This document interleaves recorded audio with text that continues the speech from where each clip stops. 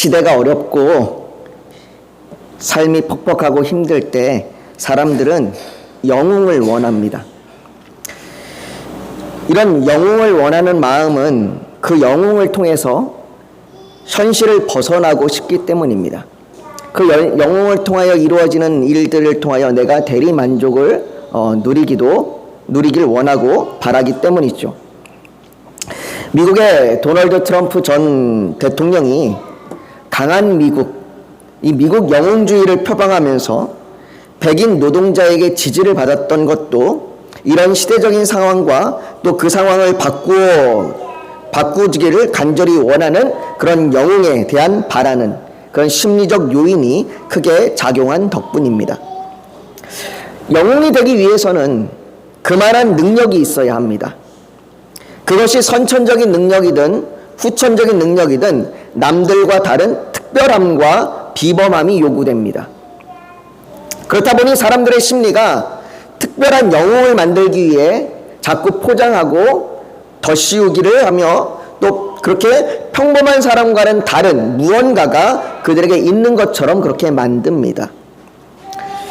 그래서 과거의 신화나 전설 또는 설화들을 보면 그 영웅들의 태어난 이야기에서부터 그리고 그가 자라면서 나타나는 그 모든 그 상황들이 특별함과 비범함이 담겨 있기도 합니다. 오늘 우리가 읽은 본문은 모세의 탄생에 대하여 말합니다. 모세는 죽음의 위기 속에서 극적으로 살아나서 애굽의 왕궁에 들어가게 됩니다. 그러나 이 이야기가 모세가 마치 영웅과 같이 특별함이나 비범함을 가진 존재로 등장하게 되는 것을 말하는 것은 아닙니다. 분명 모세는 위대한 선지자입니다. 그러나 성경이 말하고자 하는 것은 그가 얼마나 위대한 선지자인가를 알고자 하는 것이 아닙니다. 그것을 말하고자 하는 것이 아니에요. 성경이 모세의 탄생 이야기에서 우리에게 들려주고자 하는 것은 이 모세의 탄생에 관한 이야기를 통해서 앞으로 행하실 하나님의 그 구원의 역사, 그 하나님의 그 주권과 하나님의 그 의지를 가지고 행하시는 그 크신 일에 대하여 말씀하시고자 하는 것입니다. 출애굽기 1장은 애굽으로 간 야곱과 70명의 가족이 생육하고 번성하여 그 수가 많아졌다는 것을 말합니다. 그러나 이 생육하고 번성하여 수가 많아진 것이 애굽에게는 두려움이 되었고 그로 인하여 무거운 노동으로 학대하였고 심지어 태어나는 남자아이를 죽이라는 그런 명령까지 이어졌습니다. 하지만 출애굽기 1장이 반복해서 강조하고 있는 것은 히브리인들이 받은 고통, 히브리인들이 받은 학대, 그것이 얼마나 무겁고 얼마나 심하였는가 그것을 말하고자 하는 것이 아니라 그들에게 고통이 있지만 그들의 학대가 있고 그들에게 어려움이 있지만 계속해서 하나님의 은혜로 생육하고 번성한다는 그것을 말하고자 하는 겁니다. 그래서 1장 12절은 그러나 학대를 받을수록 더욱 번성하며 퍼져가니라 라고 그렇게 말하는 것이고 그리고 20절에도 하나님이 그 선파들에게 은혜를 베푸시니 그 백성은 번성하고 매우 강해지니라 라고 반복해서 계속해서 말하고 있는 겁니다. 그러니까 출애굽기 1장이 말하고 있는 것은 그들이 얼마나 받은 고통이 심했고 얼마나 그 고난과 어려움 가운데 있었느냐가 아니라 그 고난과 어려움 가운데서도 계속해서 하나님께서 은혜를 베푸시고 그들을 더욱더 번성하며 강하게 하셨다라고 하는 것을 계속해서 이야기하고 있는 겁니다. 그렇다면 우리가 성경을 보면서 주목해야 할 것은 그들이 받는 고통이 얼마나 큰지 그들이 갖는 그 어려움이 얼마나 큰지가 아니라 하나님께서 그들에게 베풀어 주시는 그 은혜에 주목해야 할 것입니다. 이것은 우리의 삶에도 마찬가지죠. 우리의 삶에서 일어나는 그 어려운 일들, 학대와 그 불안함과 염려와 그런 것들에 우리가 주목하는 것이 아니라 그런 것들을 통해서 또 그런 것들을 넘어서 베푸시는 그 하나님의 은혜에 우리가 주목해 봐야 할 것입니다. 오늘 우리가 출애굽기 2장을 보는 것도 마찬가지입니다. 출애굽기 1장 마지막 절인 22절은 매우 암울한 명령과 함께 끝이 납니다. 1장 22절에는 이렇게 이야기합니다. 그러므로 바로가 그의 모든 백성에게 명령하여 이르되 아들이 태어나거든 너희는 그를 나일강에 던지고 딸이거든 살려두라 하였더라. 바로가 산파들을 통하여 몰래 은밀히 태어난 아이들을 죽이려고 했던 일이 실패로 끝나게 되자 이제는 대놓고 아예 명령을 내려서 모든 히브리 태어나는 남자아이를 죽이라고 이제는 공개적으로 이야기합니다. 바로의 이 명령은 죽음의 명령입니다. 죽이라는 것이죠. 나일강은 남자아이를 삼켰고 그곳에는 죽음이 가득했습니다. 나일 강가마다 어머니의 울음소리가 가득했고 나일 강가마다 아이의 죽음의 소리들이 가득했습니다. 그러나 하나님께서는 그 죽음의 강에서 생명을 살리시고 절대로 거역할 수 없을 것 같은 그 바로의 명령을 무력한 명령이 되게 하십니다. 그것도 딸이거든 살려두라 라고 2번이나 반복하면서 저들은 살려둬도 딸들은 살려놔도 여자들은 살려놔도 애굽에 대항할 수 없을 것이라고 얘기했던 그 연약하고 약한 그 여인들을 통해서 하나님께서 그 구원의 은혜를 베푸시는 겁니다. 그래서 오늘은 우리는 그 연약하고 약하였던 어쩌면 우리처럼 연약하고 어쩌면 우리처럼 보잘것없는 그 여인들을 우리는 오늘 주목해서 좀 보려고 합니다. 오늘 본문 1절과 2절을 한번 보십시오. 오늘 본문 1절과 2절을 같이 읽습니다. 시작.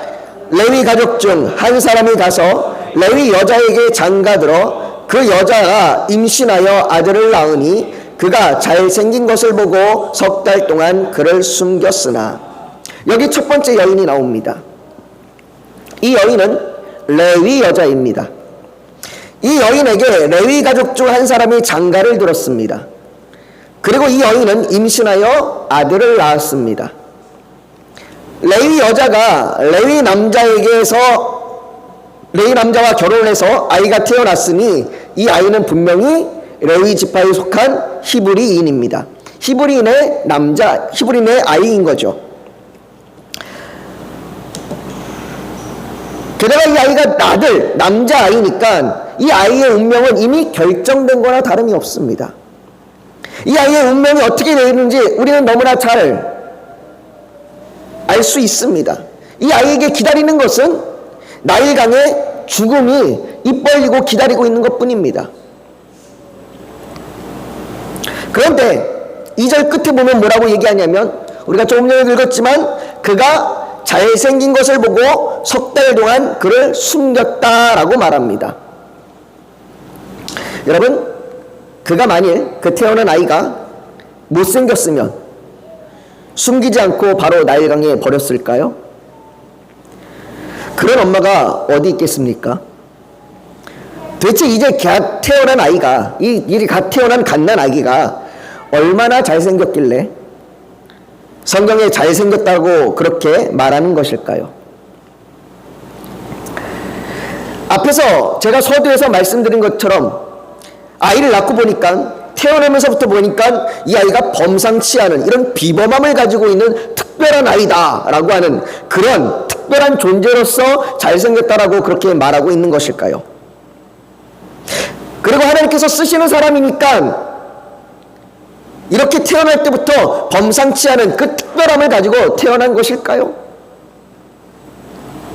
우선 여기에 잘생겼다라고 하는 말, 이 잘생겼다라고 하는 이 말은 외모에 대하여 말하는 것은 아닙니다. 외모가 잘생겼다, 참 핸섬하게 생겼다, 이런 외모에 대하여 말하고 있는 것은 아니에요.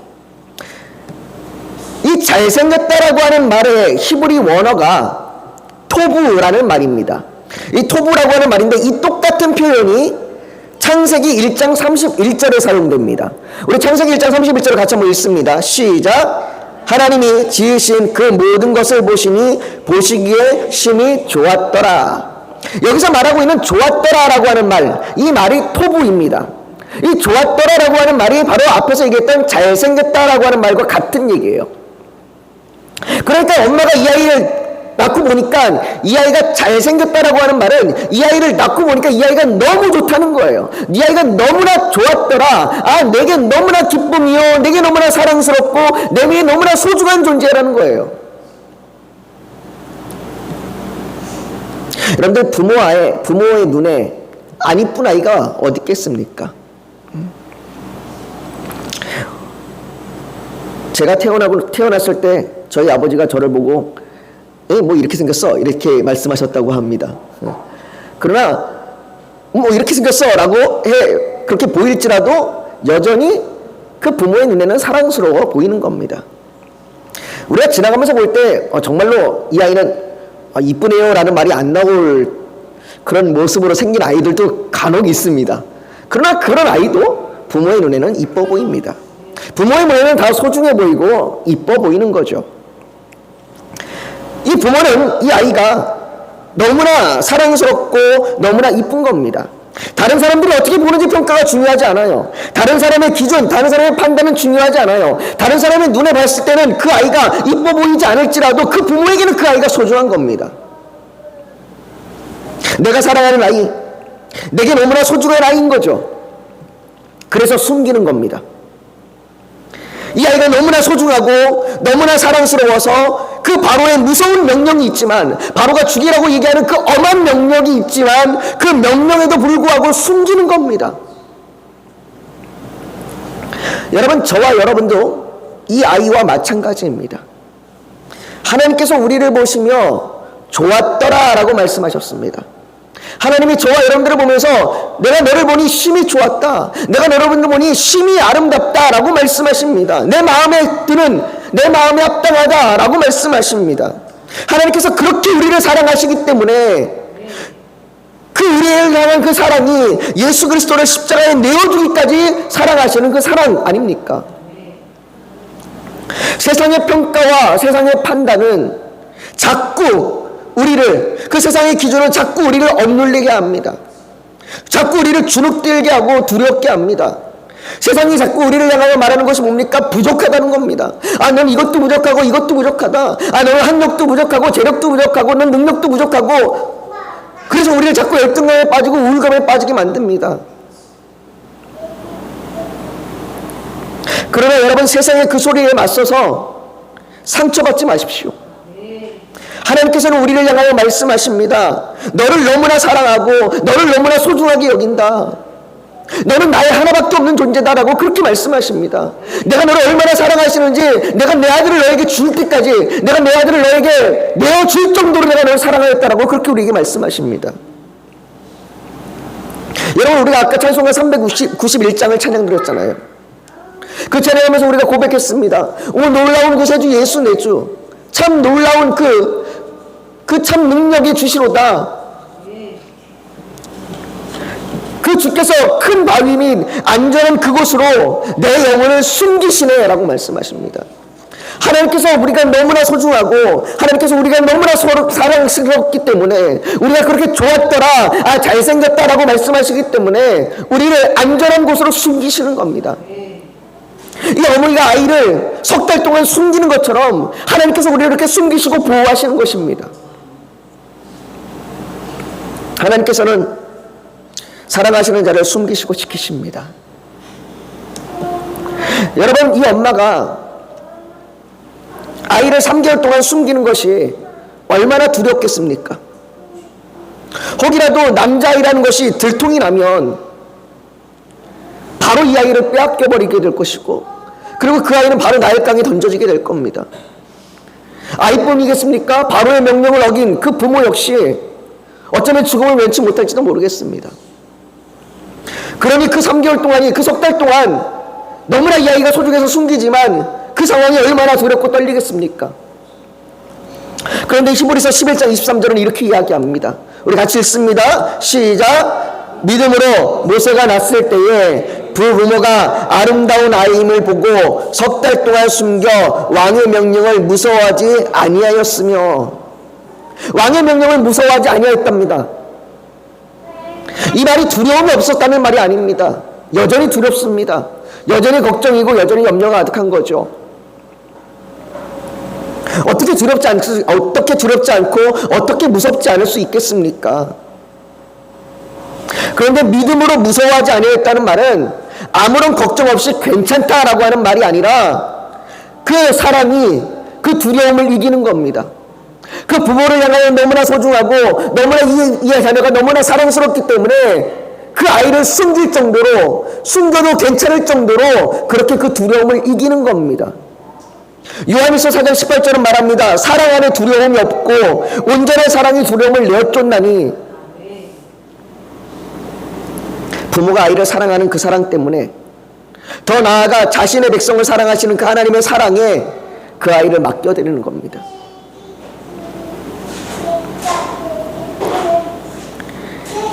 이런 부모의 마음이 이제 더 이상 아이를 숨길 수 없게 되었을 때, 아마 석 달 정도 되면 이제는 여인이 출산을 한 이후 우리나라 얘기하면 100일 정도 되겠죠. 100일 정도 지나고 나면 이제는 외부 활동이 가능해지게 됩니다. 아마 그때쯤 됐을 거예요. 이제 외부 활동도 가능해지고 아마 그 집에 이제 사람도 들어올 수 있게 되는 그런 시점. 그래서 더 이상은 숨길 수 없게 되는, 남자아이라는 것이 발각이 될 수밖에 없는 그런 상황이 돼버린 거죠. 그렇게 되었을 때 그들의 행동을 우리가 가만히 지켜보면 이 부모가 이 아이를 얼마나 사랑스럽고 소중하게 여겼는지, 그리고 얼마나 하나님을 믿는 그 믿음 안에서 두려움 없이 행했는지를 우리가 또 한 번 볼 수 있습니다. 그 부모의 행동이 3절에 나타납니다. 우리 한번 3절을 같이 한번 읽습니다. 시작. 더 숨길 수 없게 되니 그를 위하여 갈대 상자를 가져다가 역청과 나무 진을 칠하고 아기를 거기 담아 나일강가 갈대 사이에 두고. 아이를 위하여 갈대 상자를 준비합니다. 갈대 상자를 준비하고 혹이라도 그 안에 물이 들어오지 않도록, 혹이라도 그 안에 물이 들어올까 염려돼서 역청과 나무 진으로 칠합니다. 성경은 이 갈대 상자를 노아의 방주를 말하는 단어와 같은 단어를 사용합니다. 테바라고 하는 같은 단어를 사용해서 마치 노아의 방주를 통해서 하나님께서 그 노아와 가족을 구원하였듯이 이 갈대 상자를 통하여 아이가 구원하기 위한 그런 도구로, 그런 수단으로 사용되어지는 것을 말하고 있습니다. 아이를 갈대 상자에 넣어서 나일강가 갈대 사이에 둔 엄마는 오직 하나님께서만 이 아이를 구원하실 수 있음을, 그 구원의 주권과 의지가 하나님께 있음을, 그래서 그 하나님께 전적으로 맡기는 겁니다. 갈대 상자가 그 갈대 사이에 머물러 있을지, 떠내려갈지, 혹이라도 악어에게 물릴지, 그 갈대 상자가 그냥 잠겨버릴지 알 수 없지만, 그 갈대 상자 안에, 그 방주 안에, 그 구원의 방주 안에 아이를 넣고 하나님께 맡기는 겁니다. 하나님께서 하나님의 그 구원의 의지와 그 하나님의 그 은혜로 말미암아 이 아이를 살펴주시옵소서.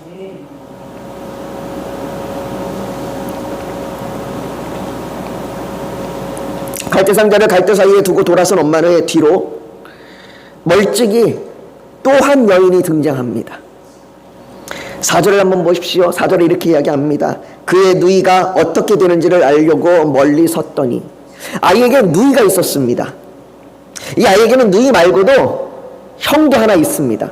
그러니까 이 아이는 첫째 아이가 아니라 셋째 아이인 겁니다. 이 누이가 계속해서 갈대 상자를 지켜봅니다. 그 갈대 상자를 둔 곳은 그래도 그나마 물살이 잔잔한 곳이었고 목욕을 할 수 있을 정도로 위험이 적은 곳이었습니다. 그 갈대 상자를 누인 것을 멀찍이 서서 이 누이가 지켜보면서 어떻게 되는지 알려고 서 있다라고 말합니다. 어떻게 되려는지 서 있으면서 보게 되는 것은 어떻게 죽게 되는가 이걸 바라면서 보는 것이 아니겠죠. 혹이라도 저 아이가 살 수 있지 않을까, 그 소망을 가지고 서 있는 겁니다. 그리고 그 구원의 소망은 세 번째 여인에 의해 나타납니다. 5절과 6절을 한번 보십시오. 5절과 6절 우리 한번 5절과 6절을 한번 같이 읽습니다. 시작. 바로의 딸이 목욕하러 나일강으로 내려오고 시녀들은 나일강가를 거닐 때에 그가 갈대 사이의 상자를 보고 시녀를 보내어 가져다가 열고 그 아기를 보니 아기가 우는지라. 그가 그를 불쌍히 여겨 이르되 이는 히브리 사람의 아기로다. 마침 바로의 딸이 목욕하러 나일강으로 왔을 때에 갈대 사이에 상자를 보았습니다. 상자 안에 아기를 보았습니다. 그런데 6절에 보면 이 6절에는 너무나 상충하는 두 개의 구절이 나옵니다. 하나는 그를 불쌍히 여겼다는 것이고 또 하나는 히브리 사람의 악이라는 겁니다. 여러분, 여기 불쌍히 여긴다라고 하는 이 말과 히브리 사람의 악이라는 이 말은 둘이 둘이 함께 갈 수 없는 말입니다. 둘이 상충되는 말이에요.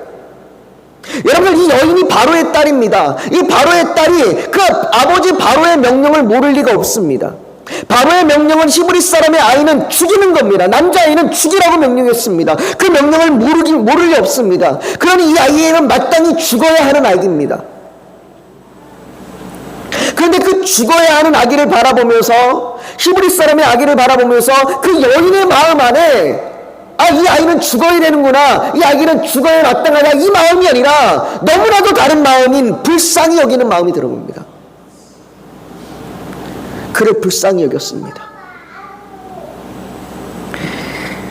바로의 딸이 바로와 다르게 아주 착하고 심성이 고와서 항상 남들을 불쌍히 여기고 남들을 돌아보는 그런 여인이라서 불쌍히 여기는 그런 마음이 든 걸까요? 여기 불쌍히 여긴다라고 하는 이 말을 자세히 보면 이 불쌍히 여긴다라고 하는 이 말은 그냥 연민이나 동정이 아니에요. 그냥 연민이나 동정을 말하는 것이 아닙니다. 지나가는데 저 어려운 사람이 보니까 불쌍하다 이런 마음이 드는 그런 마음이 아니에요.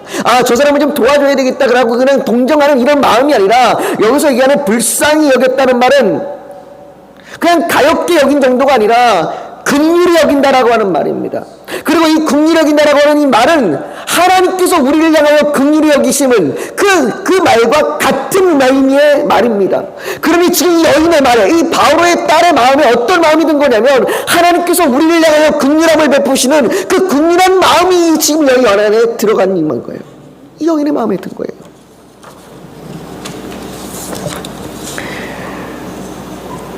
하나님께서 사람이 죄로 인하여 죽게 되었음을 긍휼히 여기시고 예수 그리스도를 십자가에 내어주시는 것과 같이 그 하나님의 그 긍휼한 마음, 그 긍휼한 마음이 이 바로의 딸에게 나타난 겁니다.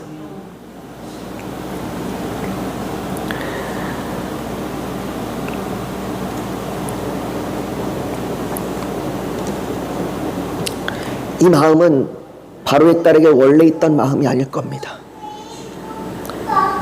원래 불쌍히 여기고 긍휼의 마음, 그 정말로 생명까지 내어줄 수 있는 마음, 이 긍휼한 마음이 원래 바로의 딸에게 있었던 마음은 아닐 겁니다. 하나님께서 그 바로의 딸에게 주신 마음인 거죠.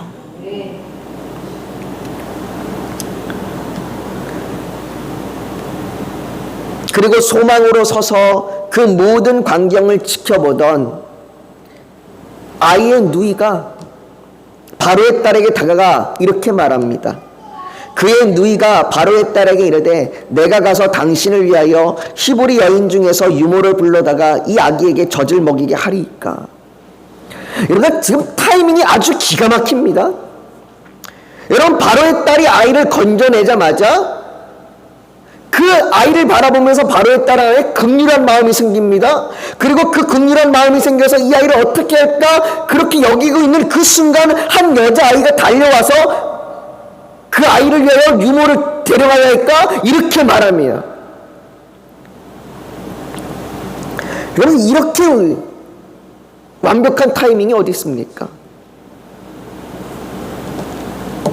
여러분, 그리고 어떤 여자아이가 달려와서 이렇게 유모를 데려가면 어떻겠습니까? 유모를 내가 데려올까요? 라고 이렇게 말한다면 분명 이 여자아이가 이 아이와 무슨 관계가 있겠구나 이렇게 생각하지 않겠습니까? 더군다나 그런 여자아이가 바로 젖을 먹일 유모를 구할 수 있다라고 말하면 아이의 엄마를 데려올 것이다 라고, 그렇게 아이의 엄마를 말하는 것이라고 금방 알아차릴 겁니다. 그런데 바로의 딸은 젖을 먹일 여인을 불러오라고 말하고 젖을 먹일 그런 값까지 지급을 하겠다라고 얘기합니다. 내가 돈을 줄 테니 그 아이를 데려다가 젖을 먹이라. 바로의 딸의 이 모든 행동은 아버지의 명령에 반하는 겁니다. 히브리의 남자아이를 죽이라는 바로의 명령에 적극적으로 저항한 것. 이 아이를 죽일 수 없습니다. 이 아이를 어떻게 나일강에 던져 죽이겠습니까? 죽일 수 없습니다라고 적극적으로 저항한 것은 히브리인이 아니라 애굽의 여인인 바로 그 명령을 내린 그의 딸이었습니다. 아마도 바로의 딸의 이런 행동은 남자아이를 죽이라는 바로의 명령이 끝이 나게 하였던 것 같습니다. 왜냐하면 출애굽할 때 그 모세가 이스라엘 백성들을 이끌고 출애굽하는데 모세와 동년배인, 모세와 같은 나이대의 남자들이 있었다라고 말합니다. 그것으로 보아 아마 이 바로의 명령은 이 사건 이후로 아마 끝이 나지 않았을까 생각됩니다. 여러분, 갈대상자를 내려놓고 바로의 딸이 나일강으로 내려오고 아이의 누이가 바로의 딸에게 유모를 추천하는 이 모든 타이밍이 우연으로 이루어진 것일까요? 하나님의 구원 계획은 완벽한 타이밍을 가지고 있습니다. 완벽한 타임을 가지고 있어요. 하나님께서는 이 모든 것을 그냥 우연처럼 이루어지게 하신 것이 아니라 이 모든 것을 미리 계획하시고 정하셨습니다. 하나님께서는 우리를 향한 구원의 계획도 마찬가지입니다. 고린도전서 2장 6절과 7절에 보면 이렇게 이야기합니다. 그러나 우리가 온전한 자들 중에서 지혜를 말하노니 이는 이 세상의 지혜가 아니요 이 세상에 없어질 통치자들의 지혜도 아니요 오직 은밀한 가운데 있는 하나님의 지혜를 말하는 것으로서 하나님의 지혜를 말하는데 이 하나님의 지혜는 감추어졌던 것인데 이제 지금 드러났으니 하나님이 우리를 위하여 만세 전에 미리 정하신 것이라고 말합니다. 하나님이 우리를 향한 구원의 계획은 이제 밝히 드러났는데 하나님께서 만세 전에, 하나님께서 창세 전에 이 모든 것을 미리 정하셨다고 그렇게 말씀하십니다. 하나님의 구원의 계획은 하나님의 주권과 의지를 가지고 이루어지는 겁니다. 여기 미리 정해졌다라는 말이 정한 대로 흘러가는 운명론을 얘기하는 것이 아닙니다. 이것은 하나님께서 주권과 의지를 가지고 그 구원의 계획을 이루신다라고 말합니다. 하나님이 자신의 주권과 계획을 가지고 그 주권의 계획 가운데 하나님께서 행하시고 일하십니다. 그 일하시고 행하시는 그 타이밍은 완벽합니다 라고 말하고 있는 겁니다. 아이를 안고 죽음의 그 나일강으로 갔던 엄마는 그 죽음의 장소에서 생명을 얻는 이 아이를 안고 돌아옵니다. 여러분들, 얼마나 이게 놀라운 일입니까? 이제 아이를 죽을 수밖에 없어서 눈물로써 애통함으로 그 아이를 안고 갈대상자에 놓고 어쩌면 죽을지도 모르겠지만 그러나 하나님께서 은혜를 베푸시면 살겠습니다, 이런 믿음으로 그 아이를 강가에 놓고 왔는데 이제 다시 그 아이를 품에 안고 집으로 돌아갈 때는 생명을 얻어서 돌아가는 겁니다. 그 여인이 아는 아이를 보며 딸이 이쁘네요, 참 이쁜 딸이네요, 이렇게 말하는 사람들에게 이 여인은 웃으면서 아마 얘기할 겁니다. 아닙니다, 딸이 아닙니다. 생명을 얻은 아들입니다. 하나님께서는 우리를 향하여도 생명을 입은 아들이라고 말합니다. 너희가 죽어 마땅하고 너희가 하나님의 저주 가운데 있는 것이 마땅하지만 내가 내 아들을 통하여 너희를 구원하였고 너희가 그 아들을 통하여 너희에게 생명의 옷을 입혔다. 너희가 이제는 그 거룩하고 그 생명의 그 보혈의 피로 입어 너희가 살리게 되었다. 너희가 생명을 얻었다라고 얘기하는 우리가 생명을 입은 아들이다 라고 말씀하십니다.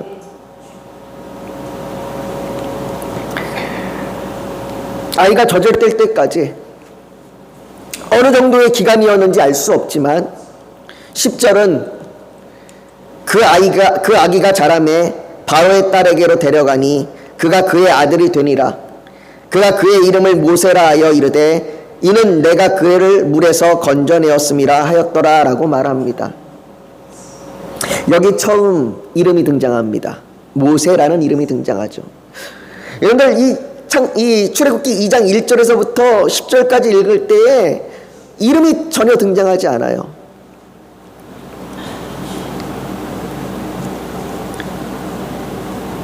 그 이름이 전혀 등장하지 않는데 이들이 정말 이름이 없느냐? 그렇지 않아요. 모세의 어머니도 이름이 있고 모세의 누이도 이름이 등장합니다. 나중에 나와요. 그런데 이 1절부터 10절까지는 이름을 기록하지 않습니다. 그런데 그 첫 이름이 등장하는 거예요. 그 첫 이름이 모세입니다. 이 모세라는 이름은 애굽의 이름입니다. 애굽식, 이집트식 이름이에요. 그러니까 히브리인에게 붙이는 이름이 아니라 애굽인들이 붙이는 그런 형태의 이름인 겁니다. 애굽에는 그래서 투투 모세라, 라모세와 같은 그 뒤에 이름, 그 모세라는 이름이 붙은 이름들이 많아요. 그것처럼 이 모세라는 이름으로 그 이름을 붙여 주었습니다. 그런데 이 모세라고 하는 이 이름이 끌어내는 자, 인도하는 자, 건져내는 자와 같은 의미의 그런 말을 의미하는 히브리어 동사 마샤라고 하는 말과 비슷한 발음으로 그 이름이 지어졌습니다. 그러면서 모세에게 이 바로의 딸이 그를 부를 때에는 모세라고 부르지만 아들 태어났다라고 하는 그런 이름의 의미의 모세라고 부르지만 그 담겨진 이메일 안의 의미는 히브리의 마샤라고 하는 그 이름과 같은 의미를 쓰면서 뭐라고 얘기하냐면 내가 이 아이를 물에서 건져내었다라고 얘기합니다. 건져내었다.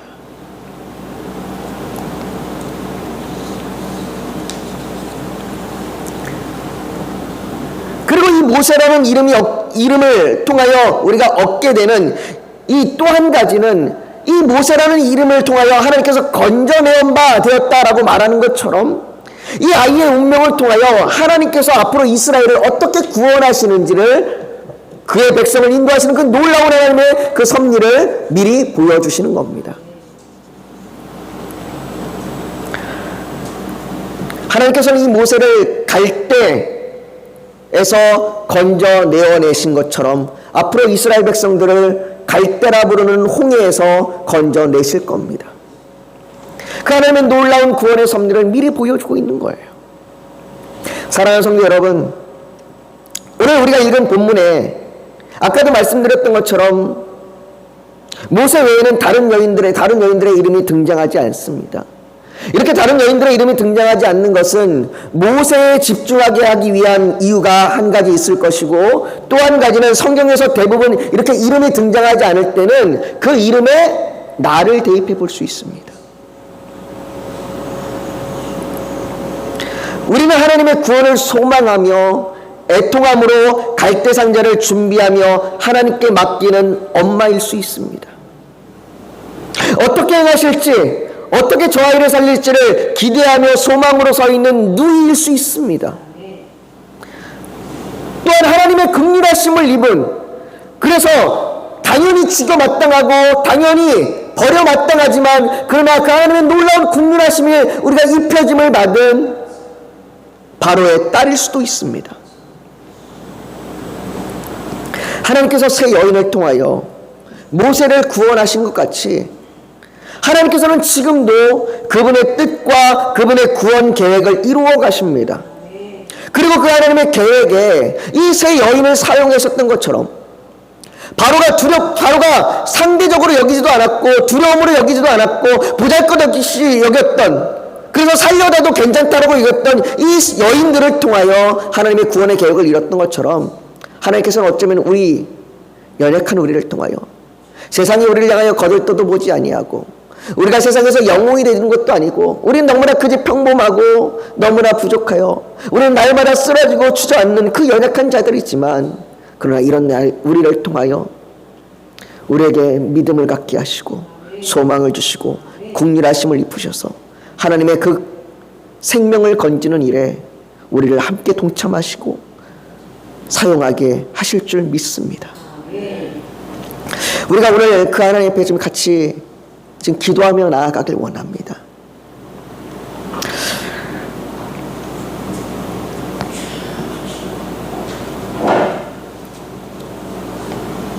우리는 세상에서 영웅도 아니고 우리는 세상에서 특별함과 비범함을 가진 사람들도 아닙니다. 어쩌면 우리는 그저 너무나 평범하고, 아니 오히려 우리는 날마다 쓰러지고 넘어지는 연약한 존재들입니다. 세상의 판단과 기준에 우리는 너무나 쉽게 무너지고 좌절하고 우울합니다. 그러나 하나님은 우리를 향하여 말씀하십니다. 너는 내가 값주고 산, 내가 좋았더라라고 말한 내 사랑하는 자녀요 아들이라고 말씀하십니다. 그리고 세상이 너희를 향하여 뭐라고 말하든 내가 너희를 통하여 이 새 여인을 통하여 아이를 구한 것처럼 너희를 통하여 하나님의 나의 구원 계획을, 나의 구원의 의지를 이루겠다라고 말씀하십니다. 오늘 우리가 그 주님 앞에 지금 기도하며 나아갈 때에 하나님, 비록 내가 연약하고 내가 나약하지만 하나님의 그 놀라운 은혜로 말미암아 나를 사용하여 주시옵시고, 하나님의 앞에 정말로 내가 믿음과 소망을 가지고 그 긍휼한 마음을 가지고 생명을 살리는 일에 쓰임받게 하여 주시옵소서. 내가 그렇게 나아갈 수 있도록 내게 힘과 성령의 충만함과 용기와 담대함을 주시옵소서. 우리가 이 시간 그렇게 주님 앞에 지금 간절히 구하며 함께 기도하며 나아가기를 소망합니다. 우리 그런 마음으로 같이 기도하며 나아가겠습니다. 우리 같이 기도합니다. 여러분 잠시 고개 숙여서 묵상하기를 원합니다. 오늘 하나님 앞에 이 새 여인을 사용하셔서 하나님의 그 놀라운 구원의 계획을 이루셨던 것처럼 우리를 사용하여 달라고. 우리는 연약하고 나약하지만, 그래서 자주 주저앉지만, 우리는 세상이 바라보는 영도 아니지만, 그러나 하나님의 그 생명의 사역에 동참하며 그 하나님의 옆에 믿음과 소망을 가지고 긍휼한 마음을 가지고 나아가게 해달라고 그렇게 간절히 소망하는, 또 그렇게 나아가겠다고 결단하는 그 결단이 있다면 가슴에 손을 얹어서 하나님 앞에 표현하시길 원합니다. 또 오늘 예배를 드리러 나오면서 기도의 제목 소원이 있어서 주님께 맡기기를 원하신다면 손을 포개에 얹기를 원합니다. 육신이 연약하면 연약한 곳에 믿음으로 손을 얹으십시오. 오늘 하나님께서 성령으로 우리 사이를 운행하시며 우리를 만지시고 치료하여 주실 줄 믿습니다. 거룩하신 아버지 하나님, 하나님의 놀라운 그 구원의 계획 가운데에 하나님의 주권과 의지를 가지고 행하심을 믿습니다. 아버지 하나님, 우리가 그 하나님의 계획을 바라보며 연약하지만, 우리가 부족하지만 우리가 쓰임받길 원하고 사용되어지길 원합니다. 아버지 하나님, 우리에게 믿음을 주시고 소망을 주시고 우리의 긍휼한 마음을 넣어서 우리가 그 생명을 살리는 일에 우리가 사용되어지게 하여 주시옵시고, 또 우리가 그 새 생명을 입은 자로서 그 하나님의 그 구원 안에 있게 하여 주시옵소서. 아버지 하나님, 주께서 우리를 향하여 베푸시는 그 놀라운 은혜가 날마다 우리 안에 있게 하여 주시옵시고, 그 결단과 고백 가운데 우리가 정말로 주님을 의지하며 나아가게 하여 주시옵소서. 아버지 하나님, 또한 우리의 간절한 기도 제목을 가지고 주 앞에 나온 자들을 주께서 축복하여 주시고 평안하게 하여 주시옵시고 돌보아 주셔서 아버지 하나님, 그 모든 기도 제목 가운데에서 하나님의 선하신 뜻대로 이루어 주시옵소서. 아버지 하나님, 우리가 주님 앞에 기도하며 나아갈 때마다 우리의 뜻이 하나님의 뜻으로 변화되게 하여 주시옵시고, 그래서 하나님의 그 하나님의 뜻이 이 땅 가운데 이루어지게 하여 주시옵소서. 아버지 하나님, 우리의 유력한 육신을 치료하여 주시옵소서. 우리의 마음의 상처를 치료하여 주시옵소서. 하나님의 그 놀라운 성령의 그 은혜로 말미암아 우리 아픈 부위마다 손을 대어 주시고 치료하여 주시고 역사하여 주시옵소서. 아버지, 우리가 하나님의 그 살아계심을 알게 하여 주시옵소서. 모든 것 주 앞에 올려드리며 예수님의 이름으로 기도하옵나이다. 아멘.